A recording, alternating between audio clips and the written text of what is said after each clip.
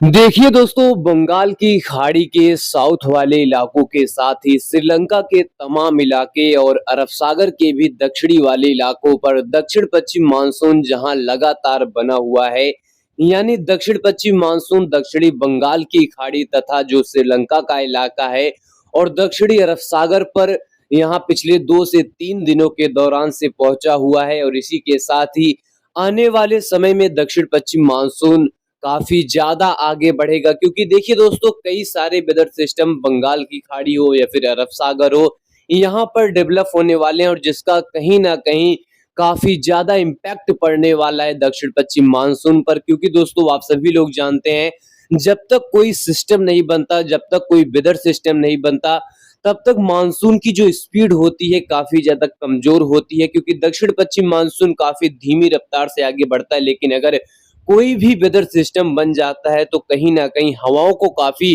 तेजी के साथ अपने तरफ यहाँ पर अट्रैक्ट करता है, अपने तरफ यहाँ पर खींचता है। तो वही चीजें यहाँ पर होने वाली हैं। देखिए, एक वेदर सिस्टम बनेगा जो अरब सागर पर बनेगा, दूसरा बनेगा जो बंगाल की खाड़ी पर बनेगा, और इसका ट्रैक निश्चित तौर पर जो है देश के ही इलाकों पर होने वाला है। यानी जो अरब सागर पर वेदर सिस्टम बनेगा ये गुजरात की ओर बढ़ेगा, और जो बंगाल की खाड़ी पर वेदर सिस्टम बनेगा ये पश्चिम बंगाल की ओर बढ़ेगा।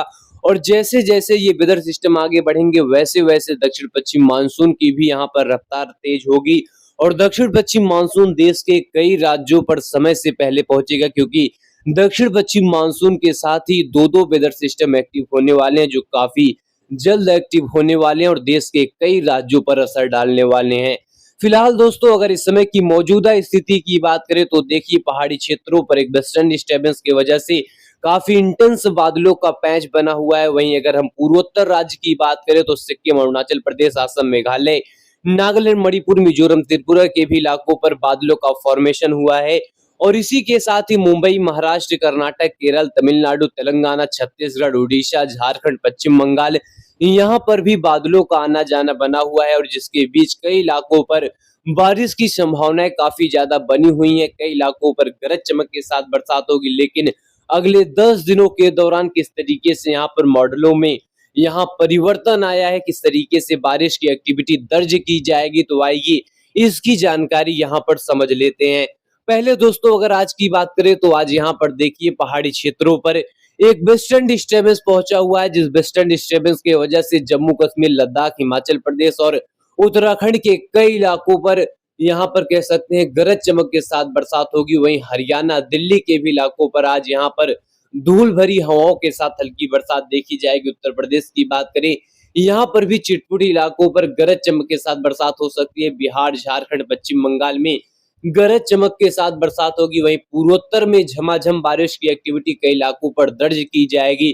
मुंबई के साथ साथ महाराष्ट्र, कर्नाटक, केरल, तमिलनाडु में भी भारी बारिश की एक्टिविटी यहाँ पर दर्ज की जाएगी। वहीं गुजरात के दक्षिणी पूर्वी क्षेत्रों के साथ साथ दक्षिणी पूर्वी राजस्थान, दक्षिणी पश्चिमी मध्य प्रदेश, यहाँ पर भी थंडर स्टॉर्म एक्टिविटी के साथ बारिश कुछ इलाकों पर दर्ज की जाएगी। वहीं छत्तीसगढ़ से लेकर उड़ीसा के इलाकों पर हल्की बरसात यहाँ पर देखी जाएगी। वहीं यहाँ पर एक और यहाँ पर वेदर सिस्टम देख सकते हैं जो आंध्र प्रदेश के पूर्वी घाटों पर बना हुआ है। यहाँ पर देख सकते हैं एक सर्कुलेशन बना हुआ है, जिस सर्कुलेशन की वजह से दक्षिण भारत के इंटायर इलाकों पर अच्छी खासी बरसात यहाँ पर दर्ज की जाएगी। वहीं अगर अगले 24 घंटे की बात करें तो देखिए, अगले 24 घंटे के दौरान जो स्थिति बनने वाली है ये कहीं ना कहीं देखिए काफी स्ट्रॉन्ग तरीके से बनने वाली है। अगर दक्षिण भारत की बात करें, दक्षिण भारत में जहां जबरदस्त बारिश की एक्टिविटी रिकॉर्ड की जाएगी, वहीं मुंबई, महाराष्ट्र और कर्नाटक, केरल से लेकर कोंकण, गोवा के इलाकों पर फ्लडिंग कंडीशन यहाँ पर अचानक से देखने को मिलेगा। क्योंकि यहाँ पर काफी इंटेंस बारिश का स्पेल रहेगा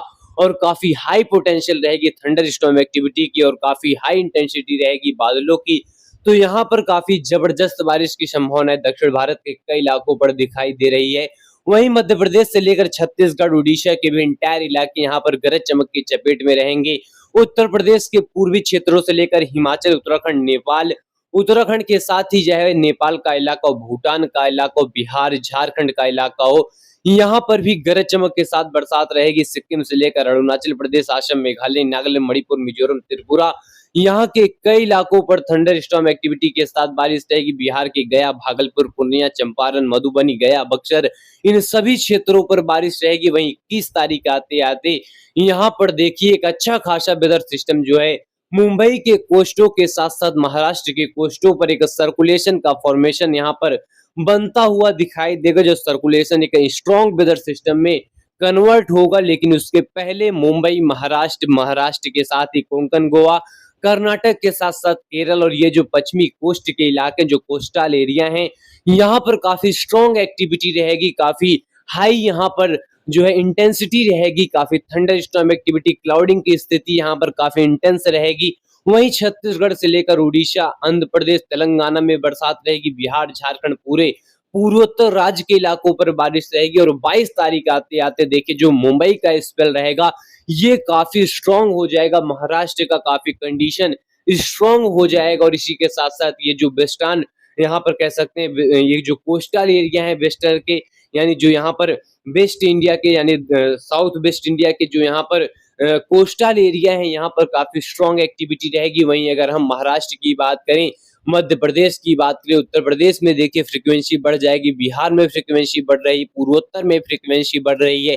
और 23 तारीख आते आते देखिए देश के इंटायर इलाकों पर बारिश की कंडीशनें यहाँ पर बढ़ रही हैं। चाहे हरियाणा हो, दिल्ली हो, हिमाचल, उत्तराखंड, नेपाल, बिहार, झारखंड, पश्चिम बंगाल, सिक्किम, अरुणाचल प्रदेश, असम, मेघालय, नागालैंड, मणिपुर, मिजोरम, त्रिपुरा, इन सभी क्षेत्रों पर देखिए बारिश काफी ज्यादा बढ़ जाएगी। मुंबई, महाराष्ट्र, दक्षिणी राजस्थान, मध्य प्रदेश के पश्चिमी वाले इलाके, यहाँ पर इंटेंसिटी बढ़ जाएगी। लेकिन अरब सागर पर देखिए धीरे धीरे यहाँ पर परिवर्तन काफी तेज हो जाएगा।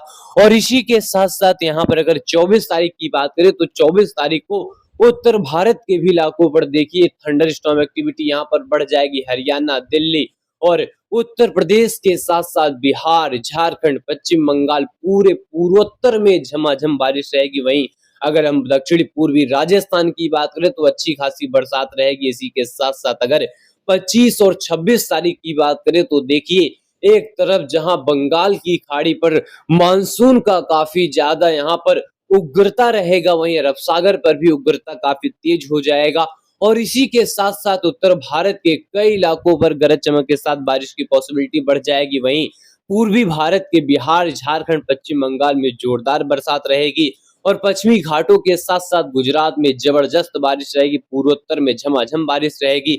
बंगाल की खाड़ी पर भी भारी बारिश का दौर बना रहेगा। और ये जो कोस्टल एरिया है, ये जो वेस्ट के कोस्टल एरिया है, यहाँ पर झमाझम बारिश की एक्टिविटी रहेगी। और यह बारिश की एक्टिविटी लगातार यहाँ पर बनी रहेगी।